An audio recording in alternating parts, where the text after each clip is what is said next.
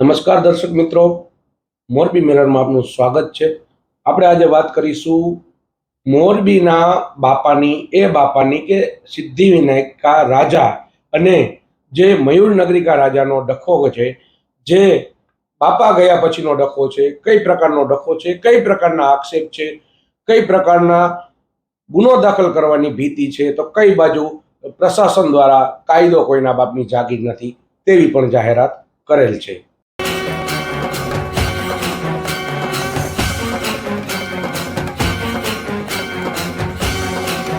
નમસ્કાર દર્શક મિત્રો, આજે આપણે વાત કરીશું મોરબીમાં 17 તારીખે એટલે કે 2 દિવસ પહેલા ગણેશ વિસર્જન હતું. ગણેશ વિસર્જનને લઈને તમામ લોકોમાં ક્યાંક આશા અથવા ક્યાંક દુઃખની લાગણી હતી કે 10 દિવસનો જે ધાર્મિક પર્વ હોય છે, ધાર્મિક તહેવાર હોય છે, તેને લઈને લોકોમાં પણ એક ઉત્સાહ જોવા મળતો હોય છે.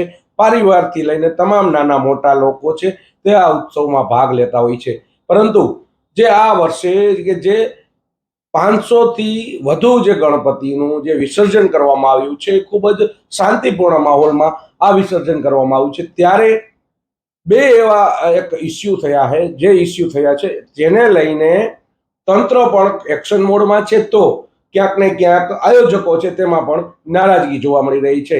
જી હા, આ વાત છે મોરબીના સિદ્ધિવિનાયકા રાજા અને મયુરનગરિકા રાજાની, જેમાં જે 17 તારીખે મંજૂરી ના હોવા છતાં વિસર્જન કરવામાં આવ્યું હતું.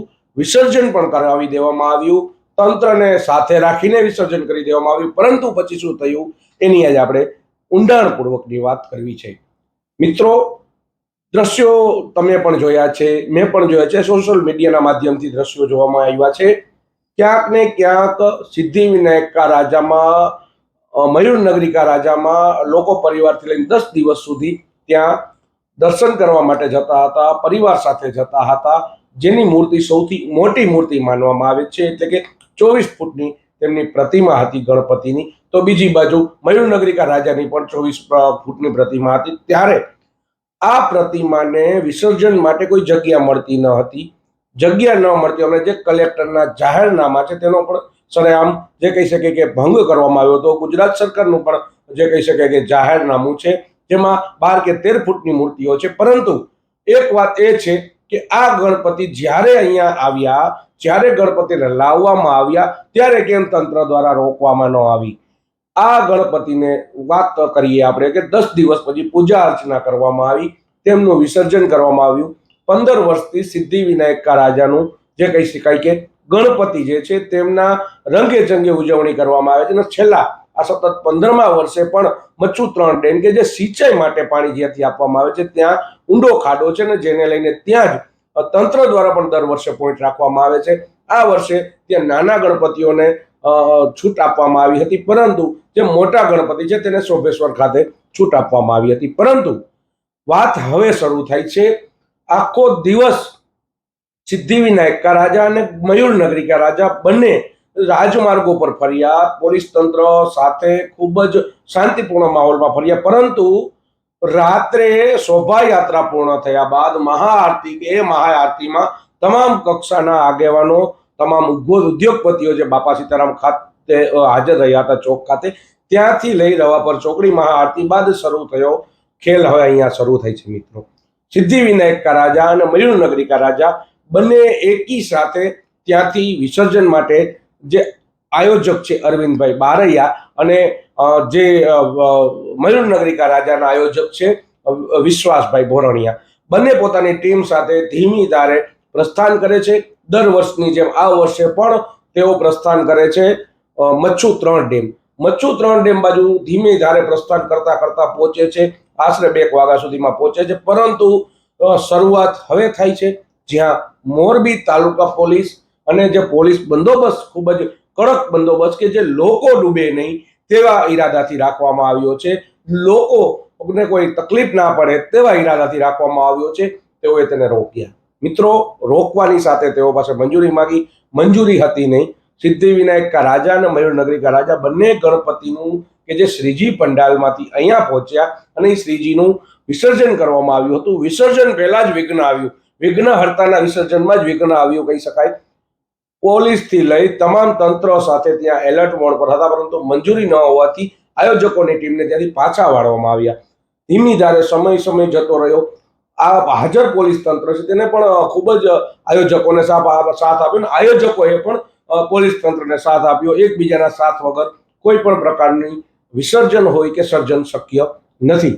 હાલ અત્યારે જે વસ્તુ છે, છેલ્લા 2 દિવસથી મોરબીમાં જે મુદ્દો ગુંજી રહ્યો છે, જાહેરનામાનો ભંગ, તો કાયદો કોઈના બાપની જાગીર નથી. ડીવાયએસપી પીએ ઝાલા છે, તેમના દ્વારા પણ પત્રકાર પરિષદ યોજવામાં આવી. તેના પહેલા વહેલી સવારે અરવિંદભાઈ બારૈયા અને તેમના પુત્ર ઓમ બારૈયાએ પણ પોતાની પર ખોટા ગુના દાખલ કરી પોતાનું ચરિત્ર ખરાબ કરવાના પણ આક્ષેપ કરવામાં આવ્યા. હાલ જે મુદ્દો છે તે રાત્રે, એટલે કે 17 તારીખના રાત્રે 3 વાગ્યાની આસપાસ અરવિંદ બારૈયા જે સિદ્ધિવિનાયક રાજાના આયોજક છે, તેમને ડીવાયએસપી ઝાલા સાહેબને ફોન કર્યો. ફોન કરીને પોતાને મંજૂરી ન હોવાથી, ડીવાયએસપી ઝાલા સાહેબે મંજૂરી ન હોવાથી ત્યાં વિસર્જન નહીં થાય તેવું કહી અને ફોન કાપી નાખ્યો. આવા માહોલમાં જે તમામ કાર્યકરો હતા તેનો ઉત્સાહ જોઈને તમામ જે કહી શકાય નીરસ થઈ ગયા.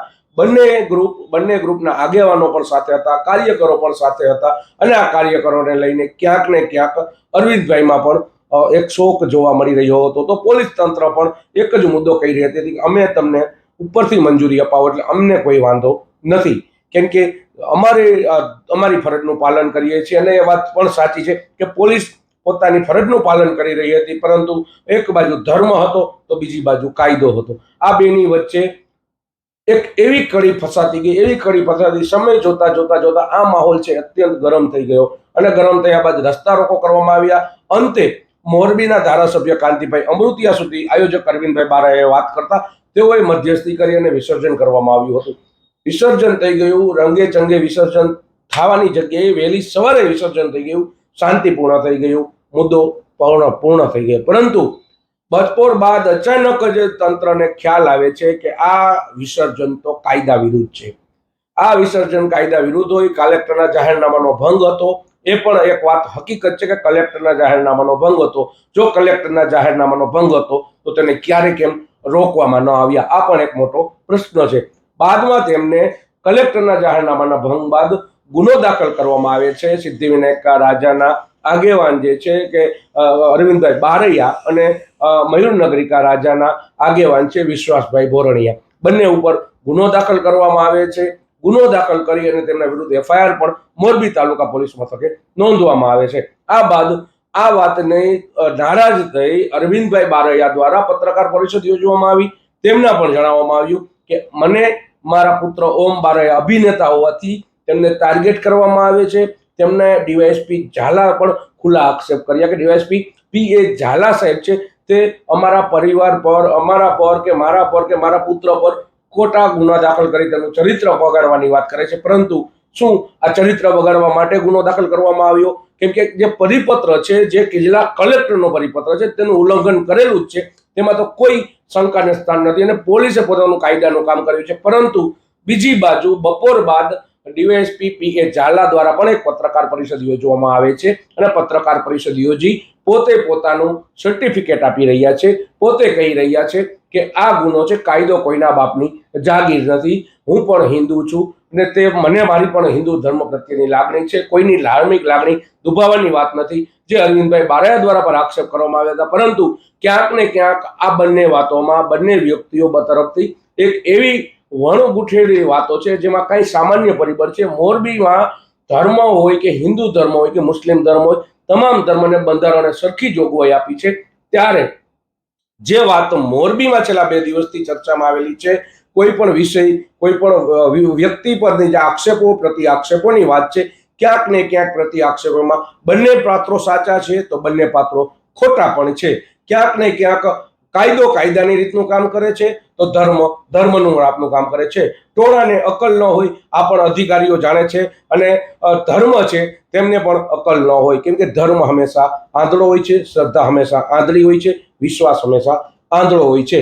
આમાં મોરબી માટે અને જે કહી શકે કે દર વર્ષે જે શાંતિપૂર્ણ રીતે ખૂબ જ મોટા પ્રમાણમાં જે થતું હોય છે આયોજન, તેમાં ક્યાંક ને ક્યાંક મોરબી વાસીઓ છે તેના માટે એક સારું એવું, એટલે કે જે મોરબીમાં કોઈ એવું આયોજન નથી તે પરિવાર સાથે બહાર નીકળી શકે તેવા 2 આયોજનો છે. તે પણ કદાચ આવતા વર્ષે ન થાય તેવી પણ શક્યતાઓ સેવાઈ રહી છે. હાલ અરવિંદભાઈ બારૈયા સિદ્ધિવિનાયક રાજા અને મયુરનગરિકા રાજાના આગેવાન વિશ્વાસભાઈ બોરડિયા દ્વારા પણ પોતાની રીતે સ્વ બચાવ માટે પત્રકાર પરિષદ યોજવામાં આવી છે. તો ડીવાયએસપી પીએ ઝાલા દ્વારા પણ કાયદાની રૂએ જે વાત કરે છે તેઓ પણ પોતાનો મત રાખી અને સત્ય વાત કરી રહ્યા છે. હાલ મોરબીની જનતાએ નક્કી કરવાનું છે કે સત્ય શું છે, કેમ કે મોરબી હંમેશા શાંતિ અને સલામતી માટે જાણકાર છે. મોરબીની પ્રજા કોઈ પ્રકારના ઇસ્યુમાં માનતી નથી અને બીજી બાજુ પોલીસ તંત્ર પણ સતત ખડે પગે પોતાની ફરજ સવાર સુધી બજાવી હતી અને જેને લઈને બાદમાં આયોજક અરવિંદ બારૈયાએ પણ આભાર માન્યો હતો. પરંતુ શું આ એવી કઈ વસ્તુ થઈ કે જે સવારના 18 તારીખ સવારના 6 વાગ્યાના વિસર્જન બાદ સાંજે ગુનો નોંધવો પડ્યો અને પગલાં લેવા પડ્યા? હાલ અરવિંદભાઈ બારૈયા હોય કોઈ ભલે, વિશ્વેશ બોરડિયા હોય તો ભલે, અતુલ જોશી હોય તો ભલે કે ડીવાયએસપી પીએ ઝાલા હોય તો ભલે, તમામ કાયદાથી બંધાયેલા છે, બંધારણથી બંધાયેલા છે અને આ બંધારણનો તમામ લોકોએ આદર કરવો જોઈએ, કેમ કે એના વિના એ પ્રથમ નાગરિકની ફરજ છે.